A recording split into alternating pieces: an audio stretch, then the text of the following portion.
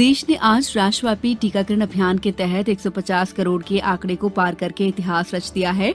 ये उल्लेखनीय उपलब्धि एक साल से भी कम समय में हासिल की गई है। पिछले साल 16 जनवरी को राष्ट्रीय कोविड टीकाकरण अभियान की शुरुआत के बाद से देश ने 90% पात्र नागरिकों को टीके की पहली डोज और 65% लोगों को दूसरी डोज का लक्ष्य हासिल किया है। दुनिया के सबसे बड़े टीकाकरण अभियान के तहत पिछले साल 21 अक्टूबर को केवल 279 दिनों में 100 करोड़ टीकाकरण का लक्ष्य प्राप्त किया गया था। प्रधानमंत्री नरेंद्र मोदी ने 150 करोड़ कोविड रोधी टीके लगाने का इतिहास रचने पर देशवासियों को बधाई दी है।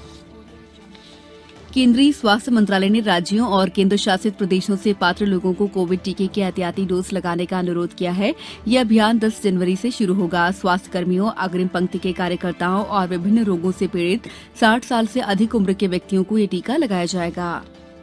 उच्चतम न्यायालय ने राष्ट्रीय पात्रता सह प्रवेश परीक्षा नीट के माध्यम से स्नातकोत्तर चिकित्सा पाठ्यक्रम में प्रवेश के लिए काउंसलिंग और वर्ष 2021-22 शैक्षणिक सत्र के लिए अन्य पिछड़ा वर्ग और आर्थिक रूप से पिछड़े वर्ग के लिए आरक्षण पर अपना फैसला सुनाया। न्यायमूर्ति डीवाई चंद्रचूड़ और एएस बोपन्ना की खंडपीठ ने नीट स्नातक और स्नातकोत्तर दाखिलों के लिए अन्य पिछड़ा वर्ग के लिए 27% और आर्थिक रूप से कमजोर वर्ग को 10% आरक्षण की संवैधानिक वैधता को बरकरार रखा है। उच्चतम न्यायालय ने कहा है कि वो आर्थिक रूप से कमजोर वर्ग के लिए 8 लाख रुपए की सालाना आय के मानदंड के औचित्य पर इस साल मार्च में फैसला करेगा। पन्ना टाइगर रिजर्व में जारी भारतीय बाघ आकलन वर्ष 2022 के पहले चरण का डेटा कलेक्शन कार्य बारिश के कारण स्थगित कर दिया गया है। पन्ना टाइगर रिजर्व के क्षेत्र संचालक ने बताया है कि डेटा कलेक्शन कार्य 5 से 11 जनवरी की अवधि तक किया जाना प्रस्तावित था। वहीं गणना कार्य स्थगित होने के कारण सफारी का समय पूर्ववत सुबह 6:30 बजे से रहेगा। संचालक एनएचएम टीकाकरण डॉक्टर संतोष शुक्ला ने स्पष्ट किया है कि स्वास्थ्य विभाग द्वारा बूस्टर डोज के लिए कोई फोन नहीं किया जा रहा है। इस संबंध में जो फोन कॉल्स आ रहे हैं वो पूरी तरह भ्रामक हैं। ऐसे भ्रामक फोन कॉल से सावधान रहने की आवश्यकता है। डॉक्टर शुक्ला ने अपील की है कि भ्रामक फोन कॉल पर यदि वैक्सीनेशन के संबंध में कोई जानकारी चाहिए जाती है तो कदापि न दी जाए। उन्होंने बताया कि बूस्टर डोज जैसी कोई बात नहीं है। जिन्हें प्रिकॉशन डोज लगना है उन्हें कोविन पोर्टल से कॉल किया जाएगा। प्रदेश में 3 जनवरी से 15 से 18 वर्ष के किशोर किशोरियों को कोरोना संक्रमण से सुरक्षा के लिए शुरू हुआ विशेष अभियान जारी है। अब तक 19 लाख से अधिक बच्चों को वैक्सीन की पहली डोज लगाई जा चुकी है। मुख्यमंत्री शिवराज सिंह चौहान ने कहा है कि प्रधानमंत्री श्री मोदी के नेतृत्व में देश में 150 करोड़ से अधिक कोरोना के टीके लग चुके हैं।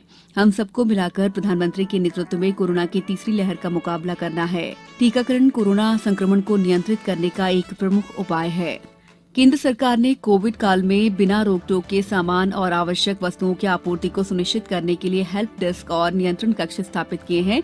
कक्ष के फोन नंबर हैं 011-2306-3554 और 011-2306-0625। वाणिज्य और उद्योग मंत्रालय ने कहा है कि ये टेलीफोन नंबर सवेरे 9 बजे से रात 9 बजे तक काम करेंगे। पिछले 24 घंटों के दौरान प्रदेश के सभी संभागों में कहीं कहीं बारिश हुई। सबसे अधिक 5 सेंटीमीटर बारिश राजनगर, अजयगढ़ और ओरछा में दर्ज की गई, जबकि खजुराहो, छतरपुर और भोपाल शहर में 4-4 सेंटीमीटर बारिश हुई। हमारे अशोकनगर संवाददाता ने बताया कि जिला मुख्यालय पर बारिश का दौर लगातार जारी है। मौसम केंद्र भोपाल ने अगले 24 घंटों के दौरान राज्य के सभी संभागों में बारिश या गरज चमक के साथ बौछारें पड़ने की संभावना जताई है। साथ ही ग्वालियर, चंबल संभागों के अलावा राजगढ़, विदिशा, आगर और शाजापुर जिले में कहीं कहीं ओलावृष्टि भी हो सकती है। अब कुछ समाचार संक्षेप में। कैदियों का भविष्य संवारने टीकमगढ़ जिला जेल में निरीक्षण कैदियों को साक्षर किया जा रहा है। शहडोल जिले में 8 नए कोरोना पॉजिटिव मिले हैं। वहीं बैतूल जिले में 9 लोगों की रिपोर्ट पॉजिटिव आई है। गुना कलेक्टर ने आज विभिन्न गांवों का दौरा कर हाल में हुई बारिश और ओलावृष्टि से फसल को हुए नुकसान का जायजा लिया। मध्य प्रदेश उच्च न्यायालय ने कोरोना काल में बिजली दर बढ़ाने के खिलाफ दायर जनहित याचिका निरस्त कर दी है। रायसेन जिले में कोरोना संक्रमण की रोकथाम और नियंत्रण के लिए की जा रही तैयारियों की समीक्षा की गई। देवास जिले के कन्नौद विकासखंड में 15 से 18 वर्ष की आयु का 100% टीकाकरण हुआ। वहीं शिवपुरी के केंद्रीय विद्यालय में 15 से 18 वर्ष तक के 94% बच्चों को टीके लगाए जा चुके हैं। धार जिले के धामनोद में आज करियर काउंसलिंग और रोजगार मेले का आयोजन किया गया।